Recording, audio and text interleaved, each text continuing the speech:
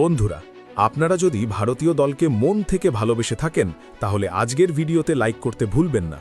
বন্ধুরা, আজ ভারত ও পাকিস্তান ওয়ার্ল্ড কাপে এক রোমাঞ্চকর ম্যাচে মুখোমুখি হয়েছিল, আর এই ম্যাচে ভারত পাকিস্তানকে আবারও হারিয়েছে। ভারতীয় দলের এই অসাধারণ পারফরম্যান্স দেখে অবাক হয়ে গিয়েছে বিশ্বসেরা খেলোয়াড়রা। তারপর পাকিস্তানের কিং খেলোয়াড় শোয়েব আখতার, ওয়াসিম আকরাম, ইনজামুল হকরা ভারতীয় দলকে নিয়ে অবাক করা বয়ান দিয়েছে, যেটি শুনে এখন তোলপাড় শুরু হয়ে গিয়েছে পুরো ক্রিকেট বিশ্বে। সব কিছু বলবো আজকের ভিডিওতে। ভিডিওটি স্কিপ না করে সম্পূর্ণ দেখুন, আর ভারতীয় দলের এই জয়ে 10-এর মধ্যে কত নাম্বার দেবেন কমেন্ট করে জানাতে ভুলবেন না।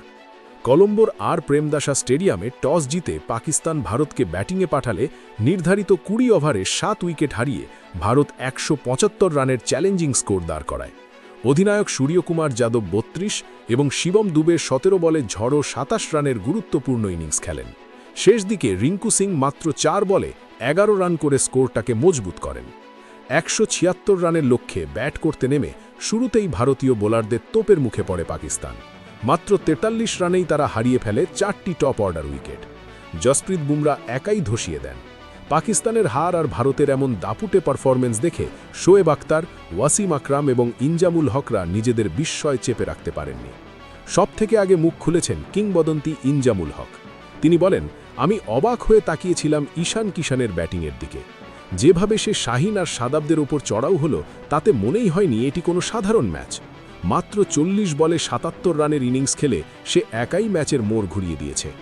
ভারতীয় ব্যাটারদের এই আক্রমণাত্মক মানসিকতা সত্যিই প্রশংসার যোগ্য।